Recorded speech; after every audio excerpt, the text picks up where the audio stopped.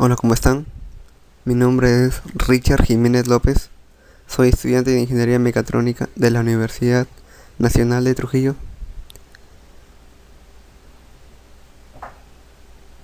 El curso que se estudia es el de Mecánica de Materiales, dictado por el ingeniero Juan Elí Acosta Horna.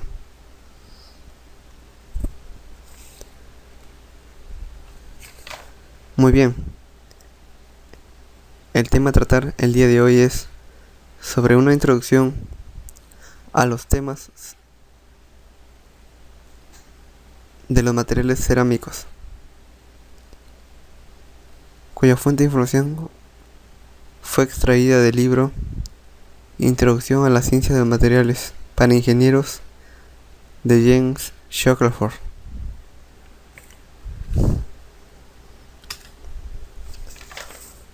Las cerámicas. ¿Qué son las cerámicas? Las cerámicas se puede definir como materiales inorgánicos no metálicos. Son de naturaleza típicamente cristalina y son compuestos formados por elementos metálicos y no metálicos. Hoy hablaremos de las cerámicas y vidrios que mayormente se conforman por silicatos, es decir, óxido más silicio.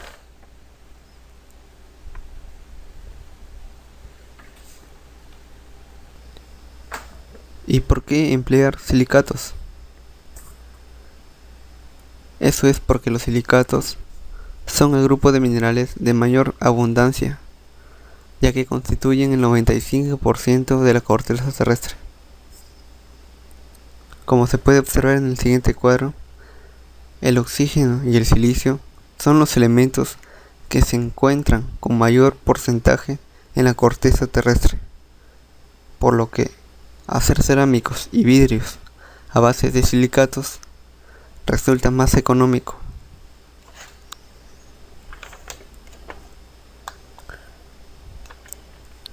Recordando que las cerámicas son de naturaleza cristalina, los silicatos forman materiales basados en la repetición de la unidad tetraédrica ortosilicato. La unidad del ortosilicato tiene cargas negativas que generalmente son compensadas por la presencia de iones de metales alcalinos y alcalinos térreos, así como otros metales como el aluminio, para después formar aluminosilicato.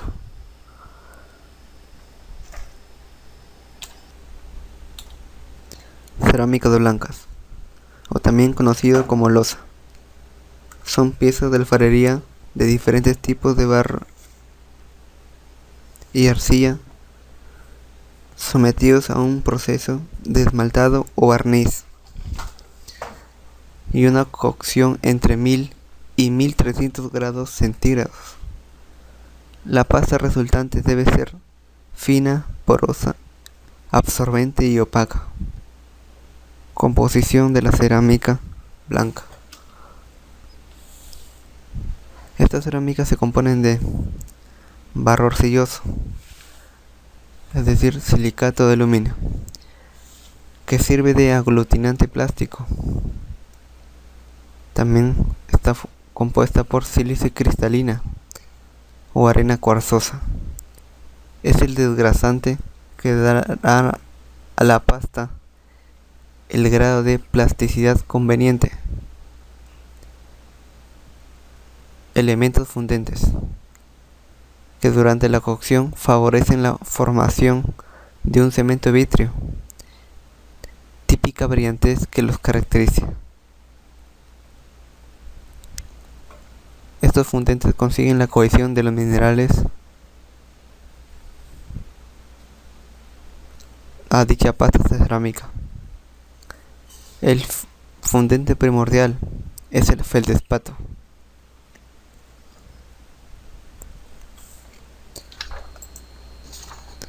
Los feldespatos son un grupo de minerales tecto y aluminosilicatos que corresponden en volumen a tanto como el 60% de la corteza terrestre. El feldespato es un componente esencial de muchas rocas ígneas, sedimentarias y metamórficas, de tal modo que muchas de estas rocas se clasifican según su contenido de feldespato. La estructura de los feldespatos se puede describir como un armazón de silicio y aluminio con bases alcalí y metales alcalino-térreo en los espacios vacíos. La arcilla. La arcilla es un suelo o roca sedimentaria constituido por agregados de silicatos hidratados procedentes de la descomposición de roca que contienen feldespato, como el granito. Presenta diversas coloraciones según las impurezas que contiene.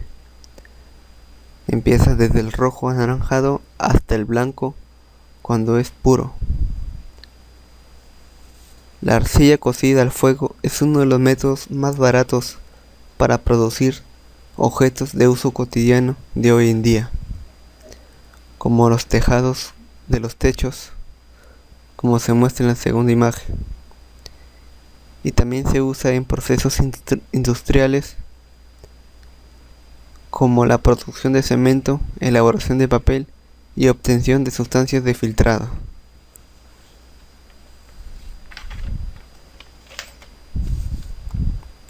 Refractarios. Un material refractario es aquel que debe mantener su resistencia y estructura a altas temperaturas, resistir a choques térmicos, ser químicamente inerte, presentar una baja conductividad térmica y un bajo coeficiente de dilatación. Cabe resaltar que los materiales cerámicos no son los únicos que poseen estas características. Por ejemplo, también tenemos al dióxido de circonio, que es capaz de soportar temperaturas extremadamente elevadas.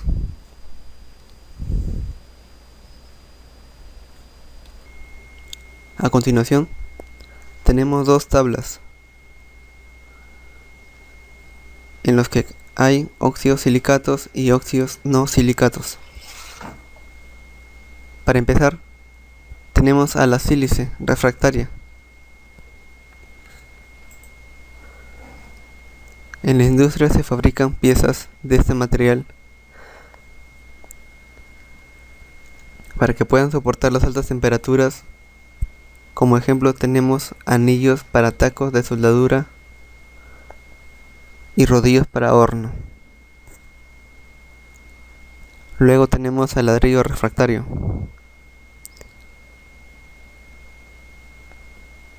Con gran uso dentro de las instalaciones industriales o en trabajos de estufas domésticas.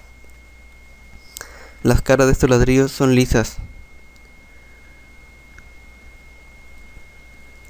Esta característica disminuye la adherencia con el mortero, logrando la resistencia a las altas temperaturas.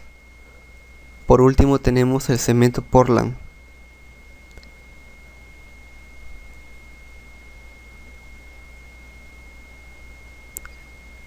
Solo alcanzaré a decir que existen varios tipos de cemento y que son usados para construcción. Este cemento en contacto con el agua empieza a fraguar, es decir, a secarse a temperatura ambiente. Posee un alto porcentaje de óxido cálcico o llamado cal viva. Eso es el conglomerante usado en construcción. Ahora pasaremos a los óxidos no silicatos. El material tradicional es la magnesia. Es un refractario ampliamente utilizado en la industria del acero. En esta tabla también hay compuestos de materiales avanzados con niveles de impureza inferiores al 1% en peso, pero el tratar con estos materiales supone un costo económico muy alto frente a los cerámicos de silicato fabricados a partir de los minerales disponibles localmente y generalmente impuros. Estos materiales avanzados encuentran múltiples usos en áreas como la industria electrónica, donde se requieren especificaciones muy exigentes. Un ejemplo de cerámico tenemos el óxido de uranio. Este elemento contiene uranio radiactivo, que es muy utilizado como combustible en reactores.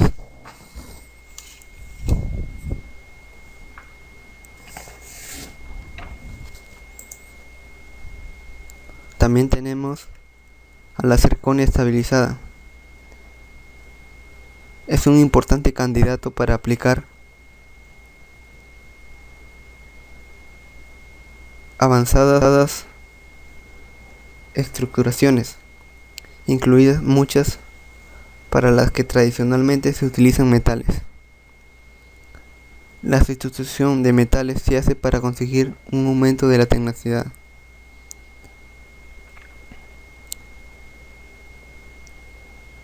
Los cerámicos eléctricos y magnéticos, como el titanio de bario y la ferrita de níquel, representan la mayor parte del mercado de los cerámicos industriales.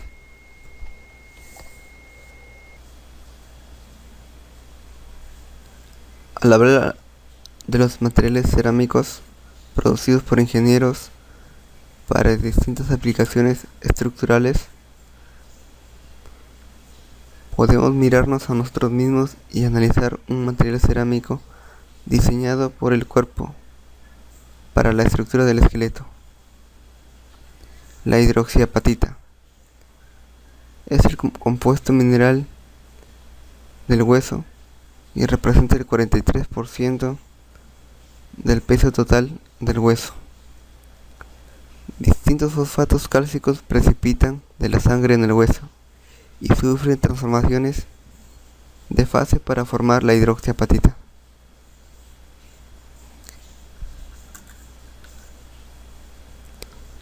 El hueso está formado de células llamadas osteoblastos. Estas células forman una matriz orgánica que contiene agua en lugar de mineral. Después de 10 días aproximadamente, el osteoide madura, permitiendo la precipitación de cristales. Para aclarar, el osteoide es el conjunto de osteoblastio, osteocito y matriz orgánica que aún no ha mineralizado. En los humanos, el hueso nuevo alcanza el 70% de su posible grado de mineralización. En unos pocos días, este proceso se llama mineralización primaria. La mineralización secundaria ocurre lentamente durante varios meses y generalmente alcanza el 90% de su capacidad mineral. Parece que células llamadas osteocitos, que son osteoblastos que quedan atrapados en el hueso que estaban formando, hacen una función de control para mantener el porcentaje de mineralización normal. La muerte de los osteocitos permite la hipermineralización, que quiere decir el 100% de la capacidad mineral, lo que hace el hueso más frágil de lo normal. Aunque las propiedades mecánicas del hueso sean inferiores frente a otros materiales sintéticos, el hueso tiene la ventaja sustancial de ser capaz de autorrepararse y autoconformarse. Diversos cambios en los mecanismos celulares de formación del hueso intervienen ahora para su reparación. Hay que saber que la hidroxiapatita tiene muchos usos en la medicina.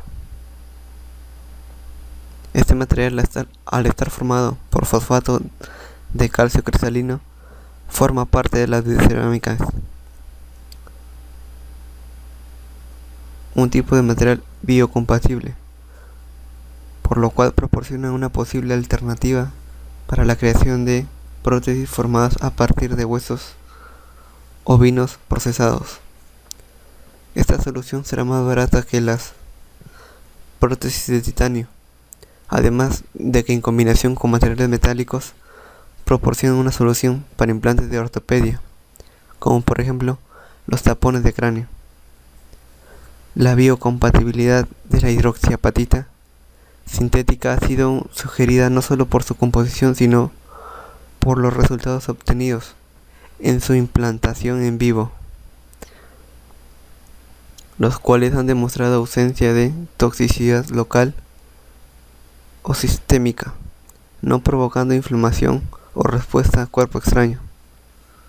La hidroxiapatita sintética se puede preparar en las siguientes formas: vía húmeda, vía seca, por hidrólisis, proceso exotérmico, proceso sol-gel y síntesis sonoquímica.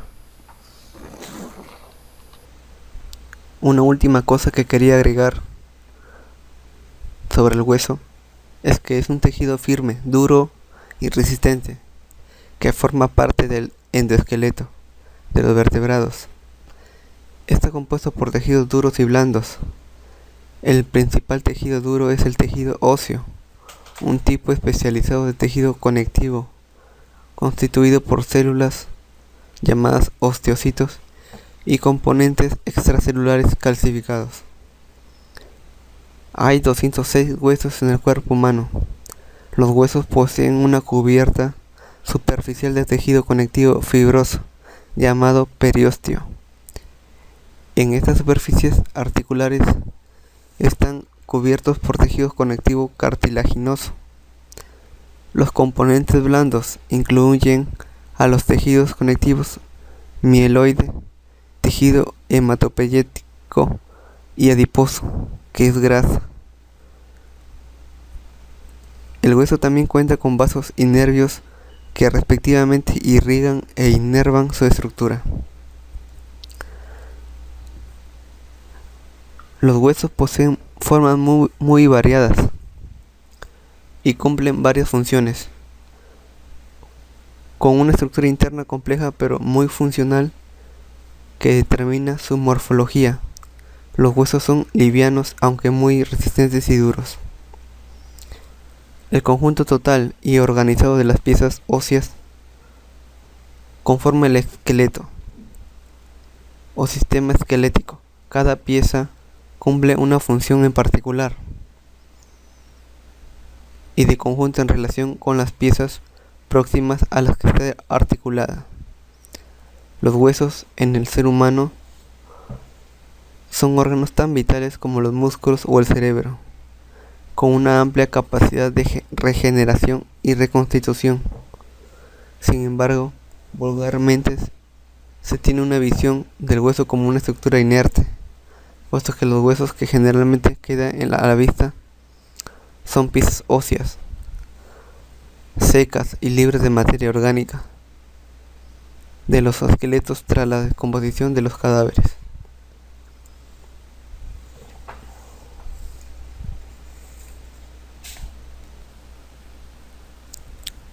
Vidrios, materiales no cristalinos.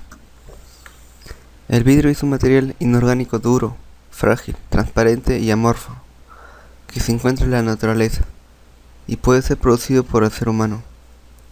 El vidrio se obtiene a unos 1500 grados centígrados de arena de sílice, carbonato de sodio y otros compuestos. El vidrio se usa para hacer ventanas, lentes, botellas, etc.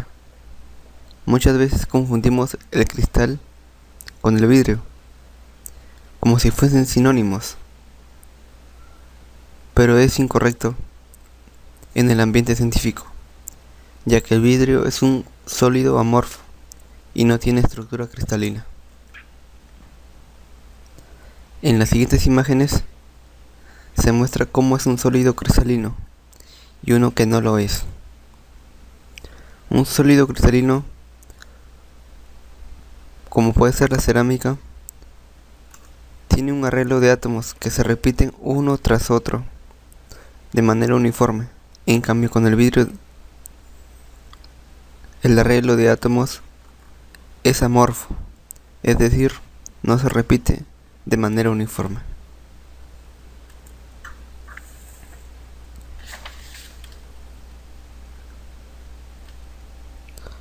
Generadores de red, modificadores de red y óxidos intermedios. Vamos a explicar qué significa cada uno de ellos.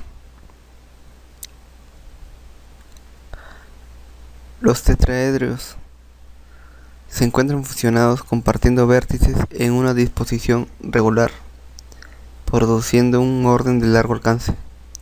En un vidrio corriente de sílice, los tetraedros están unidos por vértices formando una red dispersa sin orden de largo alcance. El óxido de boro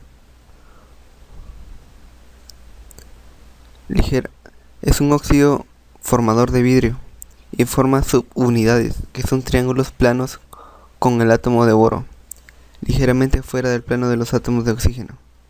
No obstante, en los vidrios de boro silicato, a los que han adicionado óxidos alcalinos y alcalinos térreos, los triángulos de óxido de boro pueden pasar a tetraedros en los que los cationes alcalinos y alcalinos térreos proporcionan la electroneutralidad necesaria. El óxido de boro es un aditivo importante para muchos tipos de vidrios comerciales, como vidrios de boro silicato y aluminio boro silicato. El óxido de aluminio también es un óxido formador, conocido como alúmina. Óxidos modificadores de vidrios. Los óxidos que rompen la red de vidrio se conocen como modificadores de red.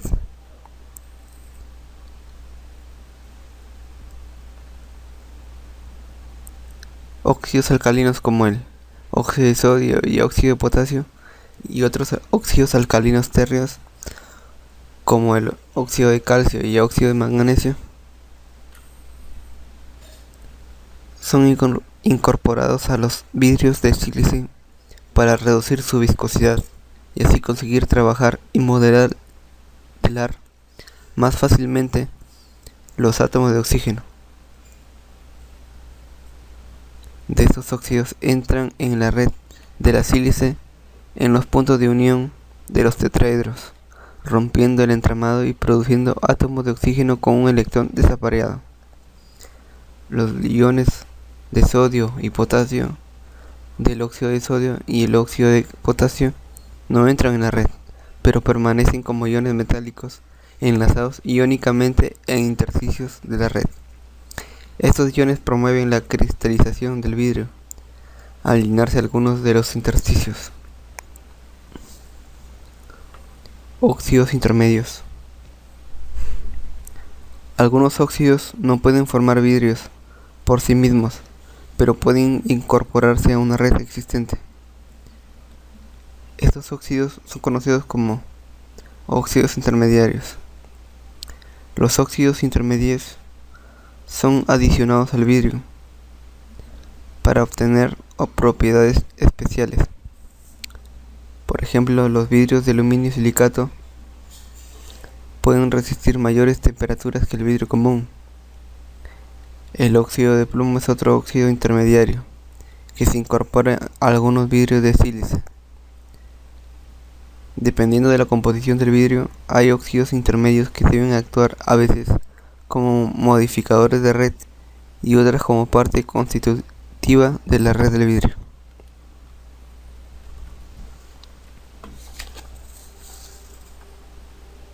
Como se observa en la tabla, la sílice vítrea es un vidrio hecho de 100% de sílice y no contiene nada de otro compuesto. también tenemos a lo que es ventanas y recipientes. En la composición de estos tipos de vidrio, el óxido de silicio disminuye para agregar otros compuestos como la alúmina, que está presente en un 2% en peso, y el óxido de sodio, conocido como cal, perdón, el óxido de sodio un 2%, y la cal, que es el óxido de calcio, un 8 o 10%. Ahora veremos las vitrocerámicas. Son unos materiales cerámicos más sofisticados, pues combinan la naturaleza de los cerámicos cristalinos y los vidrios. El resultado es un producto con unas características especialmente atractivas. Las vitrocerámicas comienzan por obtenerse como un producto común de vidrio. Una ventaja importante es su capacidad para ser conformados y obtener ciertos productos de una forma tan económica y precisa como los vidrios. Una vez obtenido el producto con la forma deseada y por medio de un tratamiento térmico cuidadosamente controlado, cristaliza cerca del 90% del material vidrio. La pequeña cantidad de vidrio residual rellena de forma efectiva el volumen entre los granos, dando lugar a una estructura libre de poros. El producto vitrocerámico final está caracterizado por una resistencia al impacto mecánico y al choque térmico muy superior a lo de los cerámicos convencionales. Las vitrocerámicas se diferencian por la presencia de un cierto porcentaje de un agente nucleante, como puede ser el óxido de titanio. Una dispersión fina de partículas pequeñas de óxido de titanio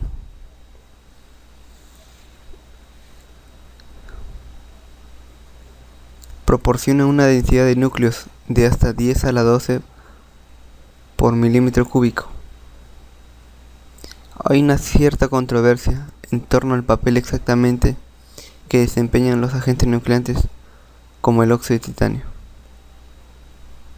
En algunos casos parece que el óxido de titanio contribuye como una segunda fase finamente dispersa y vítrea de óxido de titanio a sílice, que es inestable y cristaliza.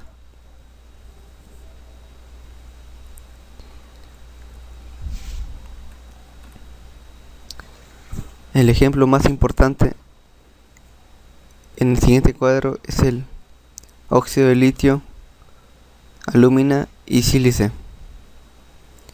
que tienen 74% en peso de sílice, 16% en peso de alúmina y 4% en peso de óxido de litio, con un 6% de óxido de titanio, que es el agente nucleante antes mencionado.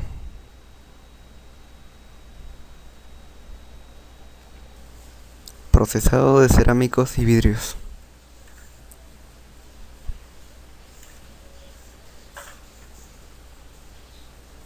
Existen diferentes procesos para la formación de cerámicos y vidrios. Entre ellos tenemos a la colada en fusión, moldeo de borbotina, sinterizado, compresión isostática incaliente, procesado sol-gel, técnicas biomiméticas, síntesis autopropagada a alta temperatura. Colada en fusión. La colada de fusión hace referencia a un proceso equivalente a la colada de los metales. Esta no es una técnica predominante en los cerámicos, debido a su generalmente altas temperaturas de fusión. Algunas cerámicas refractarias se fabrican así, pero a un coste relativamente alto. La siguiente imagen muestra el vaciado de la cerámica a su temperatura de fusión similar a la de los metales.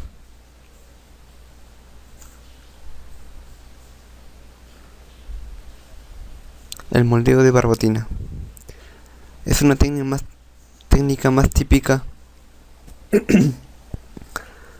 de procesado de cerámicas. La colada se realiza a temperatura ambiente. La barbotina es una mezcla de polvo y agua que se vierte en un molde poroso.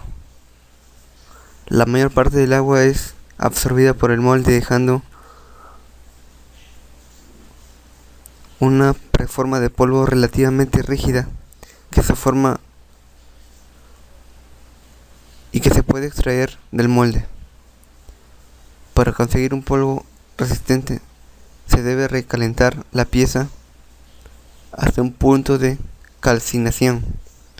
Se hace a temperaturas más altas, normalmente por encima de 1000 grados.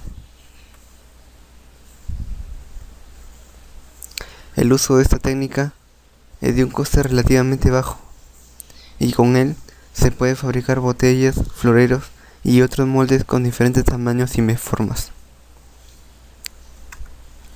El sinterizado es un tratamiento térmico de polvo o un material compacto de cerámico a una temperatura menor a la de fusión. Incrementa su fuerza y resistencia mecánica. El polvo disperso se va formando con un material compacto cada vez más y más compacto.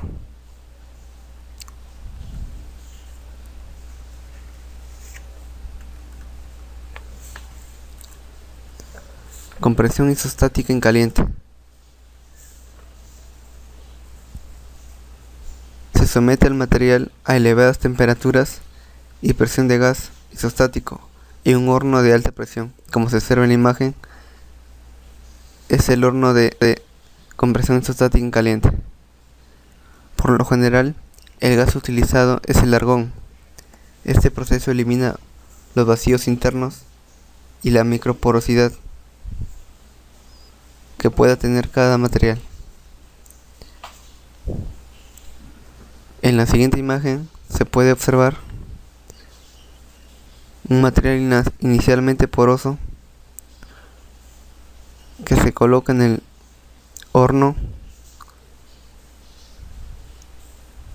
y elevamos la temperatura y presión. El emplear el argón como gas isostático resulta útil, ya que este comprime el material en todas las direcciones posibles, eliminando los microporos que pueda tener, obteniendo así un material altamente compacto. El procesado Sol-Gel. El procesado Sol-Gel se encuentra entre las nuevas tecnologías que se están desarrollando más rápidamente para la fabricación de cerámicas y vidrios. En los cerámicos, este método permite la formación de partículas uniformes y finas de alta pureza a temperaturas relativamente bajas. Estos polvos se pueden sinterizar a continuación hasta conseguir una alta densidad con sus correspondientes propiedades mecánicas. La fase dispersa, también llamada sol, pasa por gelificación hasta obtener un gel húmedo. Luego se evapora este gel para eliminar el solvente presente. Con esto se obtiene el gel rígido y al final, mediante sinterizado, es decir, aumento de calor, obtenemos una cerámica densa, incrementando su fuerza y resistencia mecánica. Pero en cambio, si extraemos el solvente, obtendremos un aerogel, que para convertirlo en una cerámica densa es bastante difícil, porque el aerogel tiene poros mucho más grandes, como se puede observar en la imagen. Técnicas biomiméticas. Recientemente los ingenieros de cerámicos se han dado cuenta de que ciertos procesos de fabricación de cerámicos naturales, tales como la formación de caparazones marinos,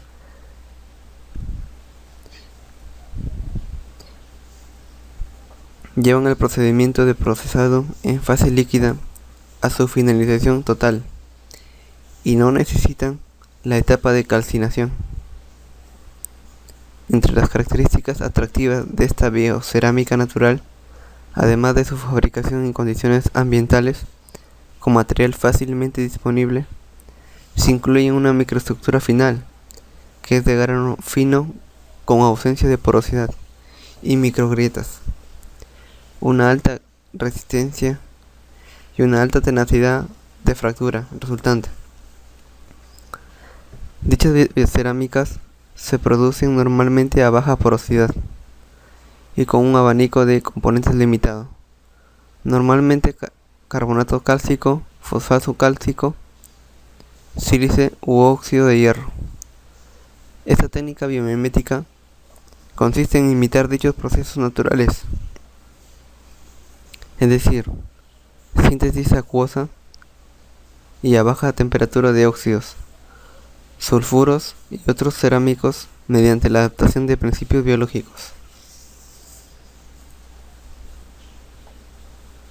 Se han identificado tres aspectos claves en este proceso. El primero, que sucede dentro de microambientes específicos que implican la estimulación de la formación del cristal en ciertas localizaciones funcionales y la inhibición del proceso en otros puntos. La producción de un mineral concreto con un tamaño de cristal y orientación definidos y, segundo, un crecimiento macroscópico mediante el empaquetamiento de muchas unidades elementales juntas que conducen a una única estructura compuesta y que pueden acomodar posteriores etapas de crecimiento y reparación. Este proceso natural tiene lugar en los huesos y en el esmalte dental, al igual que en los caparazones.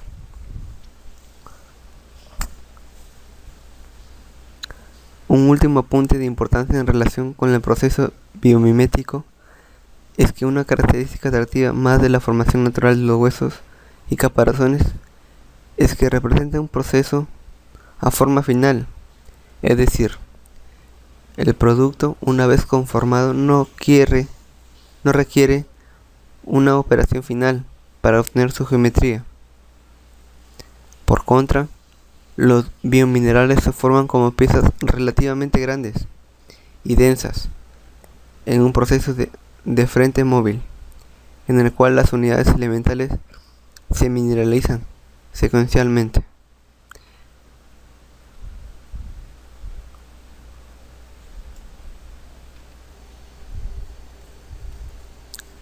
Síntesis autopropagada a alta temperatura. Esta nueva técnica implica el uso de la importante cantidad de calor desprendida por ciertas reacciones químicas una vez que han comenzado para mantener la reacción y producir el producto final. Por ejemplo, la ignición de una reacción de polvo de titanio en una atmósfera de nitrógeno gaseoso produce una cantidad inicial de nitro de titanio, como se puede observar en la fórmula. La importante cantidad de calor desprendida por esta reacción altamente exotérmica puede ser suficiente para producir un frente de combustión que pasa a través del polvo de titanio restante, manteniendo la reacción y transformando todo el titanio en el producto nitruro de titanio. Aunque implica altas temperaturas, el CHS, síntesis autopropagada a alta temperatura, comparte una ventaja con los procesos sol-gel y biomimético, es decir, los ahorros de energía, ya que la temperatura de la síntesis autopropagada a alta temperatura proviene de las reacciones autosostenidas. Además, esta síntesis es un proceso simple que proporciona productos relativamente puros y la posibilidad de la formación y la densificación simultáneas del producto. Una extensa variedad de materiales se conforman así. Generalmente se producen en forma de polvo, aunque se pueden fabricar productos densos mediante un sensibilizador posterior o en la aplicación simultánea de presión u operaciones de moldeo durante la combustión.